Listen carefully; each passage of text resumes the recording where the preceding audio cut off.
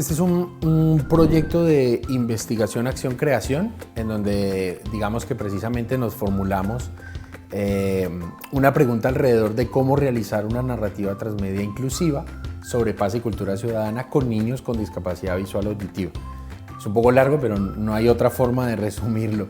Alrededor del proyecto, lo que pretendíamos precisamente era aportarle a la inclusión desde la investigación, pero también generando, digamos, contenidos y productos que verdaderamente permitieran visibilizar las percepciones sociales de paz y cultura ciudadana de los niños. Un poco como que normalmente los niños son invisibilizados en estos temas y los niños con discapacidad aún más. Entonces lo que buscamos verdaderamente fue generar una serie de contenidos transmediáticos que permitieran dar cuenta de todo lo que ellos piensan y pueden aportar alrededor de la paz y la cultura ciudadana. Tranquilo, también atento, juicioso, estudiar, pintar, colorear, estar en el campo libre, sentir el aire. Si ese proyecto lo hacemos con nuestras mamitas y papitos y las familias de nuestros niños, ¿por qué no hacerlo con los niños y niñas?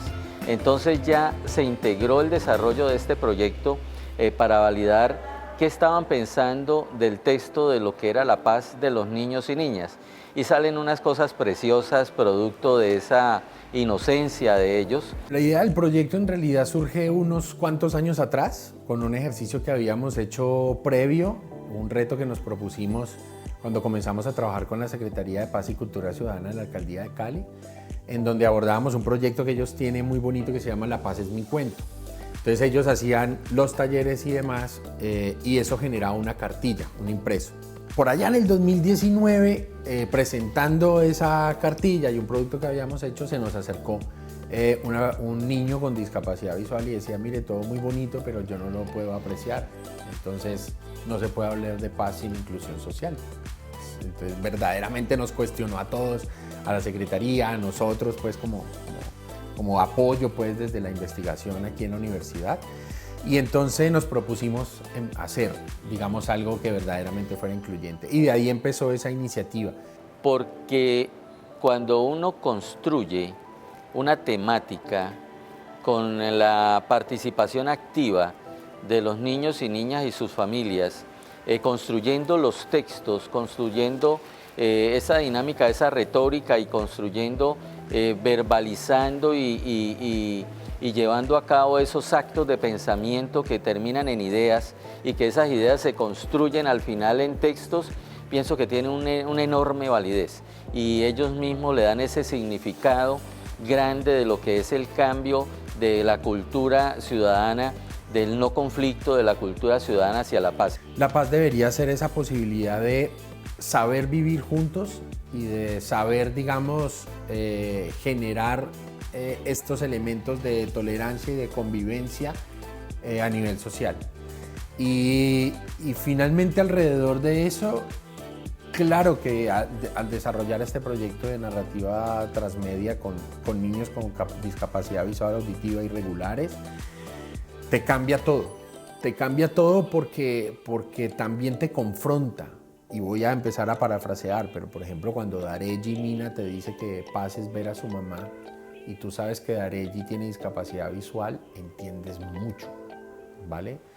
Cuando tú también escuchas y dices, no, la forma también de hacer paz en mi ciudad es no quemando el sistema de transporte masivo, también sabes que ellos conocen el contexto social que uno cree que no. Mi nombre es Chimuelo. Suena bien, ¿no? Mi objetivo principal de vida es ayudar y facilitar tu experiencia en el campus universitario. Cuento con 4 llantas súper resistentes que me transportan a todas partes, con un reproductor de video, una pantalla digital que te muestra mi rostro y expresiones, un sensor y varias cámaras que me ayudan a diferenciar los colores, las profundidades de los espacios y los rostros de otras personas. Chimuelo es una iniciativa del Semillero de Investigaciones Robótica y Sistemas Autónomos, un conjunto de estudiantes y profesores apasionados por estos temas.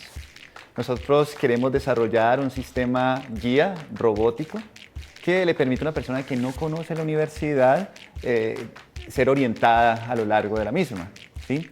Pero la idea es que Chimuelo, nuestro robot, sea un robot amable, un robot querido por las personas, un robot que se mueva de una manera apropiada en entornos sociales. Queremos un robot que sea bonito, ¿sí? Además de funcional, que sea bonito y además que cualquier persona pueda interactuar con él. Hemos aprendido mucho porque comenzamos desde el dibujo, desde el boceto manualizado, después boceto técnico, modelos en CAD y después ya llegamos a un chimuelo en cartón, que fue muy chistoso porque ahí sí sacamos las habilidades entre nosotros para poder elaborar al chimuelo como queríamos. Nuestro primer chimuelo va a ser es una plataforma bastante poderosa con hardware que es relativamente costoso. ¿Sí? Tenemos un sensor LiDAR de 16 capas que puede costar un poco más de $5.000. ¿Sí? Tiene una cámara estéreo, tiene una capacidad de procesamiento también súper alta con un embebido en NVIDIA. Entonces es una plataforma, digamos, de experimentación. Nosotros queremos tener unas capacidades altas y después comenzar a depurar y ver qué tanto de eso es realmente lo que necesitamos, ¿sí? Y tener una plataforma realmente, digamos, costosa.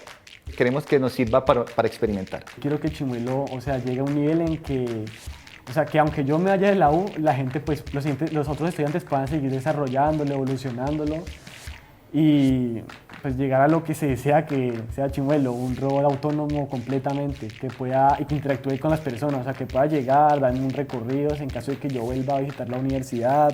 Cuando hablamos de un robot social, entonces la cosa se complica un poco más, porque ya el robot no tiene que ser simplemente eficiente al momento de ir de un punto A a un punto B, sino que tiene que considerar todos los agentes sociales que están en su entorno. Y se complica aún más cuando estamos hablando de un robot con la función que tiene Chimuelo, que es ser un robot guía. Entonces ya no es solo considerar a los agentes sociales, sino también a la persona a la que está guiando. Entonces al momento de realizar una navegación, al momento de planificar cómo me muevo desde aquí hasta aquí, él tiene que considerar todos los agentes que tiene alrededor, todas las personas que están alrededor, no interrumpir sus actividades, no pasarles por el frente, tener en cuenta todas estas, llamémoslo, restricciones sociales, al tiempo que está pendiente de la persona a la que está guiando. Laboratorio de Robótica y Sistemas Autónomos. Aquí se desarrollan y programan sistemas robóticos con altos niveles de autonomía para la solución de problemáticas, particularmente en contextos de agricultura, industria y ciudades inteligentes.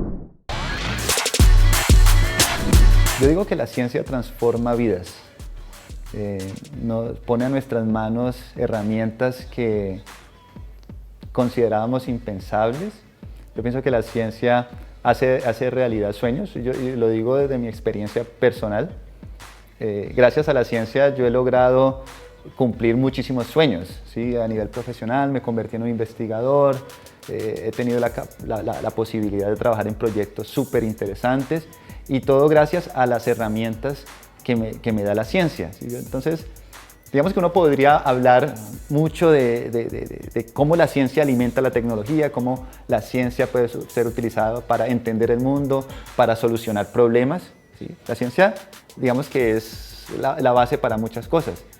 Pero a mí me gusta verlo también desde un punto de vista más emocional, ¿sí? La ciencia permite cumplir sueños y eso es lo que, digamos, ha logrado en mi vida y en la vida de las personas que pertenecen y han trabajado el semillero.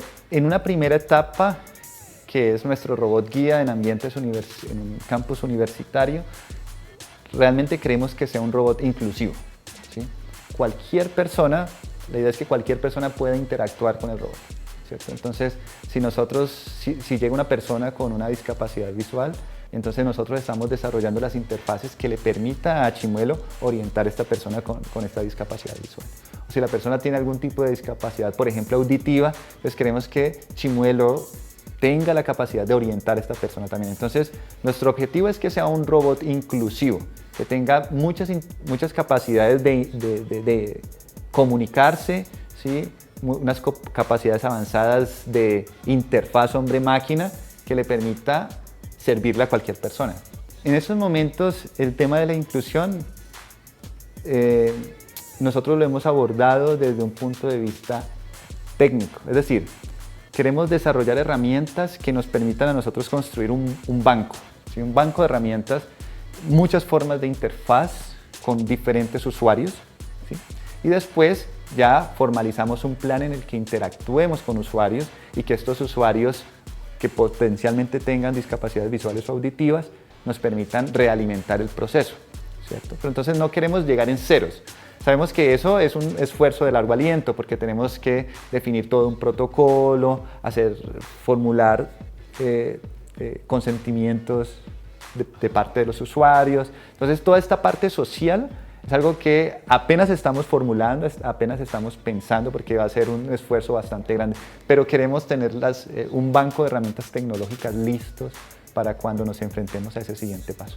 En el largo plazo nosotros vemos a Chimuelo como una plataforma que le sirva a otros campus universitarios y a ambientes que nosotros describimos como semiestructurados, ¿sí? Un robot social puede ser una gran herramienta no solamente en campus universitarios, que es nuestro primer foco, sino además en otros ambientes como supermercados, de pronto hospitales, ¿sí? Todos estos ambientes donde hay mucha gente requiere unas capacidades robóticas excepcionales, ¿sí? Hay mucho trabajo realizado y productos comerciales, por ejemplo, en conducción autónoma, ¿sí? Pero en robots que interactúan en ambientes sociales es algo en lo que creemos que nosotros somos pioneros, así como muchas personas en el mundo. Y queremos llevar estas tecnologías pues, a las instituciones, a las personas que realmente lo necesitan.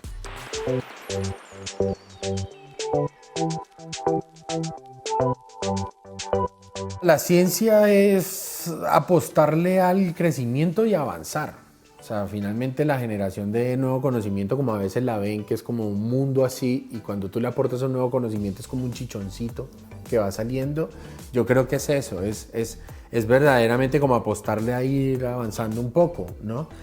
Quien haga o quien coja la pauta metodológica y haga otra cosa, pues también irá avanzando y irá permitiendo visibilizar otros imaginarios y de esa manera vamos expandiendo. Y apostarle, digamos, a la inclusión y a este desarrollo de líneas, y apostarle también a la inclusión es, digamos, aportar a que verdaderamente haya una convivencia total. Y por eso, digamos, a veces nosotros le pusimos visibilizar como objetivo a la transmedia adrede, porque visibilizar parece algo muy fácil, porque visibilizar es simplemente hacer algo y hacerlo visible. Pero en un público con discapacidad visibilizarlo es todo, porque siempre serán invisibles, porque lo que hace la gente finalmente es tratar de decir que no existen o hacerlos a un lado, ni siquiera mirar o le bajamos la mirada o como que incluso no sabemos qué hacer. O sea, queremos invisibilizar, por eso es tan importante ese verbo para nosotros y por eso, aunque parezca muy sencillo, es un gran aporte la visibilización y sobre todo visibilizar los pensamientos, las opiniones alrededor de la paz y la cultura ciudadana en niños con discapacidad visual auditiva. Hay algo muy importante de reconocer y es que hay ciencia social, es decir, hay la posibilidad de generar nuevo conocimiento y de investigar alrededor del trabajo con la comunidad, que es algo que a veces como que no se ve mucho, porque cuando se piensa en la ciencia o en el desarrollo de investigaciones, pues se piensa en el laboratorio, las batas blancas, las gafas, los resultados, los tableros, los elementos matemáticos y demás, y esa prueba, digamos, que a veces llamamos positivista, pues en este mundo de la investigación. Pero hay una ciencia social, una ciencia que finalmente se encarga de elaborar y de conocer o de desarrollar nuevo conocimiento con un trabajo con las comunidades, que va desde la observación, ¿vale?, hasta la participación, la acción y demás. Y en este caso, digamos, nosotros hicimos esta ciencia social o esta investigación social alrededor de un proceso que fue bien interesante porque fue reflexión, acción, reflexión.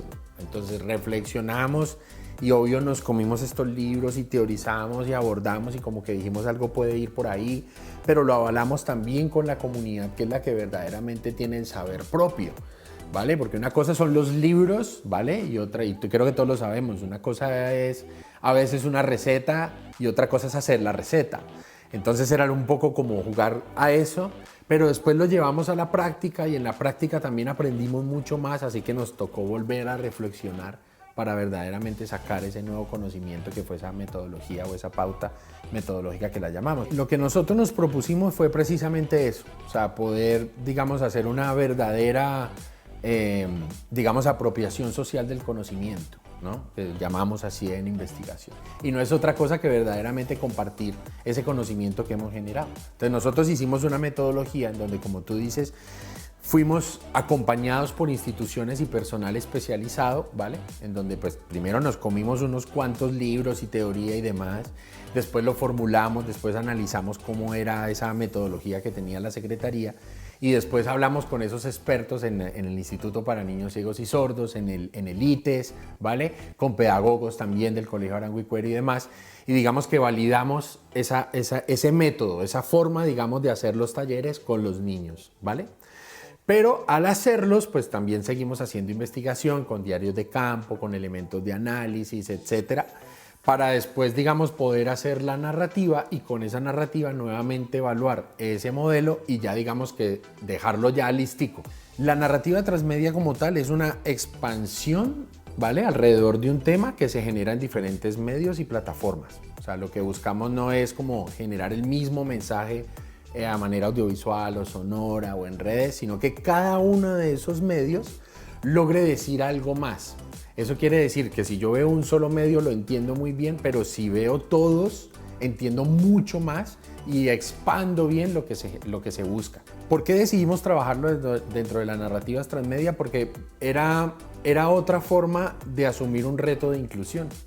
Porque cuando nosotros hablamos de este tipo de narrativas o de este tipo de contenidos, pues siempre pensamos que es una explosión de los sentidos, para escuchar, para ver, para leer, para apreciar, para tocar. Pero ¿qué pasa cuando faltan dos sentidos? ¿Qué pasa cuando falta la vista, en este caso, y el oído? Después nos pensamos cómo deberían ser esos productos comunicativos sabiendo que íbamos a tener un público al que íbamos a abordar desde la inclusión social.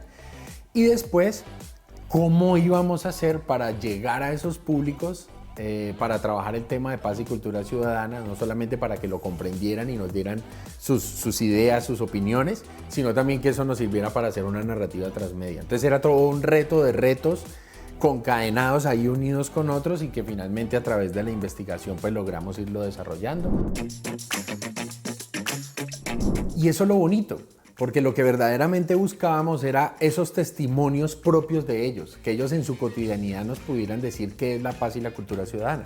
Entonces, cuando los niños nos dicen que paz es ver a su mamá, o que paz es cuando se levanta y escucha los pájaros y los gallos porque vive en una zona rural, pues ya comprendemos verdaderamente que esto finalmente es una forma de poder entender cómo se ve la paz desde el interior de cada niño. A veces hablamos de historias que enamoran. Esta historia de la paz es mi cuento, es una de ellas. Cuando a través de la Secretaría Municipal de Paz y Cultura se hace una propuesta de desarrollar un proyecto, primero con las familias de nuestros niños y niñas, teniendo en cuenta que son población vulnerables, vienen de unos espacios y de unos entornos bastante vulnerables.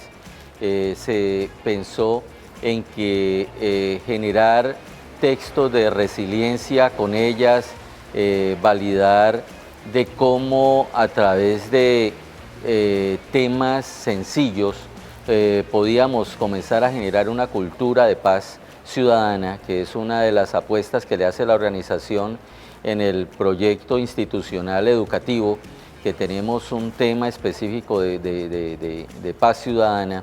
Engranó perfectamente con el desarrollo de este proyecto y lo que hicimos fue aceptar esta dinámica, sobre todo porque empleaba una didáctica clara, empleaba unos textos donde la participación de la gente era la prioridad y que el producto final de este proyecto era precisamente lo que la comunidad entregara. Por ejemplo, yo recuerdo mucho cuando pues, se hizo la cartilla de La Paz en mi cuento inclusiva y se fue a imprimir en braille en la biblioteca departamental, en la sala Helen Keller, porque finalmente ver funcionar una impresora en braille es algo que ¡guau!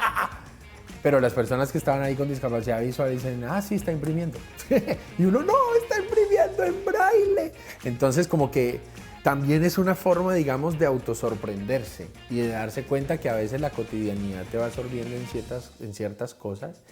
Y esta investigación, digamos, que permitió también poderme sobrellevar a eso y asumir otros retos, porque, por ejemplo, también cuando hicimos el juego de mesa inclusivo, pues teníamos el texto más o menos largo en unas tarjeticas de 10 por 15 centímetros y cuando lo fuimos a pasar a braille, el 10 por 15 no nos servía para escribir porque el braille es más extenso, obviamente por la forma, digamos, en que se genera el relieve.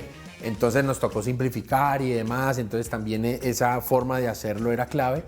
Y en el mundo audiovisual también, porque en el mundo audiovisual finalmente era el reto como de poder ver el video, pero también intentar cerrar los ojos y poderlo generar.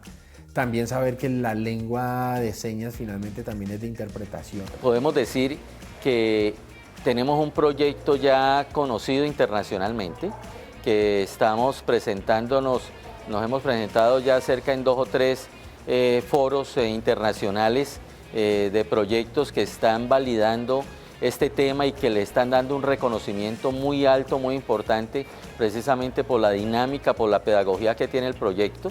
Ese reconocimiento internacional es importante y al interior de la organización nos ha generado incluir dentro de la temática del desarrollo nuestro La Paz es mi cuento, es decir, ya podemos decir que hace parte del texto de la educación formal de nuestros niños y niñas con una dinámica similar al desarrollo del proyecto, entonces ya está involucrado dentro de nuestros programas del texto educativo de nuestros niños y niñas. Entre más se entienda que también se puede hacer investigación con las comunidades, que la investigación alrededor, digamos, de los grupos humanos también permite mejorar no solamente sus condiciones básicas de salud, educación y demás, sino también estas líneas o estas competencias comunicativas, este desarrollo también alrededor de la convivencia y demás, pues yo sé que más gente se va a interesar por la investigación, porque va a decir, ah, ¿cómo así? Yo puedo investigar yendo a otro lado, saliendo, viajando, hablando, conociendo, interactuando, incluso, claro, viajando, quedándome con comunidades y demás. Claro que sí, porque es un proceso de generación de nuevo conocimiento y creo que es algo que se necesita cada vez más. Todos lo estamos viendo, digamos, con distintas acciones en donde verdaderamente lo mejor es poder generar soluciones con la comunidad, ¿vale? A veces es un poco difícil sentado en un escritorio pensar que es lo mejor para otra población, lo mejor es ir y poderlo desarrollar. Y yo creo que eso es algo pues que a mí me apasiona mucho y me parece muy bacano y yo creo que entre más se sepa, vamos a hacer más. Y al final lo que queremos ser generadores de cultura, de una nueva cultura ciudadana y no la que nos ha generado en los espacios del tiempo atrás todos los conflictos que hoy en día de los cuales nos estamos lamentando. Entonces es una verdadera apropiación social del conocimiento porque finalmente todo eso que hicimos en conjunto con esas instituciones está al servicio de las personas que lo quieran hacer. Y eso es muy importante en la investigación y también es, digamos, clave decir que en pedagogía activa también es muy importante porque finalmente es una forma de hacerlo que en realidad no tienes que seguirla al pie de la letra, sino que es más bien una guía para que tú la implementes dependiendo del público que vayas a tener, dependiendo del tema que vayas a abordar, verdaderamente, digamos, sirve y se puede acoplar fácilmente a lo que tú quieras hacer. Chimuelo es una iniciativa que surgió hace más de 5 años, ¿sí? Comenzó como un proyecto de grado, una plataforma robótica bien diferente a lo que ahora conocemos como Chimuelo y poco a poco fue evolucionando. Y fue evolucionando a partir de, en ocasiones, los recursos disponibles. Entonces, muchas de las partes que tiene Chimuelo han sido cortadas aquí en la universidad, otras partes han sido impresas en 3D, ¿sí? otras como la parte software han sido desarrolladas por nosotros, ¿sí? El equipo de trabajo tiene una interacción frecuente con los laboratorios de manufactura, por ejemplo, ¿sí? De hecho, también con el semillero de investigación en manufactura aditiva. Entonces, realmente trabajamos de la mano con muchos otros espacios. De resaltar que todo Chimuelo se hizo aquí en la universidad, Eso sí, fue muy chévere. Desde los laboratoristas que me ayudaron y me aportaron cómo utilizar los materiales, hasta mis compañeros de trabajo de investigación, que son estudiantes de diseño, estudiantes de mecatrónica, estudiantes de informática, de electrónica, y estudiantes de cine y de comunicación. Nuestro semillero es un espacio de cacharreo y de trabajo independiente. ¿Sí? Los muchachos, las personas que son apasionadas por la robótica y los sistemas autónomos, independientemente de su carrera, pueden encontrar en el semillero un espacio en el que van a aprender haciendo. En esos momentos me encuentro liderando un poco el tema del desarrollo de Chimuelo, el grupo de trabajo, y también me encuentro enfocado en lo que viene siendo la navegación del robot, que digamos es un poco el foco de mi tesis doctoral. Entonces, para hacerlo un poco más amigable, cuando nosotros hablamos de navegación en robótica, digamos que lo clásico que se suele pensar es que el robot vaya desde un punto, digamos, donde está Chimuelo en estos momentos, hasta otro punto en el cual lo requeramos. Desde robótica, la forma de resolverlo, existen gran cantidad de algoritmos que lo hacen, y lo que se suele buscar o lo que se suele trabajar es innovar en términos de optimización del tiempo o reducción del coste en términos de baterías y demás. La UAO quiere contarte que sus programas de ingeniería mecánica, mecatrónica y biomédica están acreditados internacionalmente por la agencia EIDER, lo que garantiza la calidad y crecimiento de nuestros programas. Yo creo que finalmente si hay algo digamos importante en estos momentos, y pues también obviamente como en nuestro contexto regional y nacional, es la proyección social en las universidades. Y lo que yo diría, sin temor a equivocarme, es que la Universidad Autónoma lo ha entendido muy bien. Y la universidad lo entiende incluso desde la forma de concebirse, y cada vez que yo hablo de la universidad siempre digo que es una universidad de y para la comunidad. Y de esa forma es posible, ¿vale?, desarrollar productos desde la investigación, desde la generación de nuevo conocimiento, pero que también le aporten a la responsabilidad social y a la proyección social de la región, de la nación e incluso del mundo. Entonces yo lo que creo que se debe hacer es algo así como acentuar mucho más el ejercicio de la investigación a los problemas sociales, ¿vale?, a los entornos y a las dificultades o a los problemas reales, digamos, que se gestan. Yo creo que eso es algo que la universidad ha entendido muy bien y que creo que es uno de los grandes aportes que hacemos desde la Universidad Autónoma de Occidente.